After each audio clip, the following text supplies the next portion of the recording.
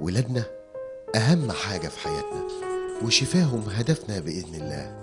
ولأن جزء من رؤيتنا إننا نكون نموذج للتغيير، ابتدينا بنفسنا في توفير الكهرباء. ده كشف حساب بفواتير الكهرباء، وكلها بتدفع من تبرعاتكم. طيب مش ولادنا أولى نوفر لهم الكهرباء دي عشان يطلع منهم باحث أو دكتور يشتغل في المستشفى ويفيد طفل نفسه في يوم من الأيام يبقى زيه؟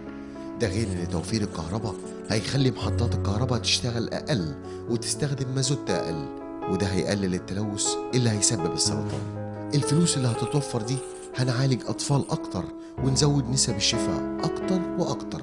علشان كده بدأنا في تركيب لمبات موفرة بنظام الليد، ده غير اجهزة استشعار في الغرف والممرات عشان النور ما يشتغلش الا لما يكون موجود حد.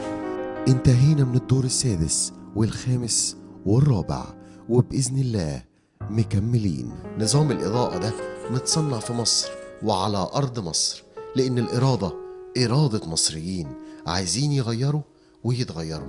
انتم حملتونا الأمانة، عشان كده كل شهر هنوفيكم بالفواتير والتوفير. توفير الكهرباء لصحة ولادنا ومستقبل بلدنا، من أجل مجتمع يتعلم ويفكر ويبتكر. مؤسسة مستشفى 57-357 لعلاج سرطان الأطفال بالمجان.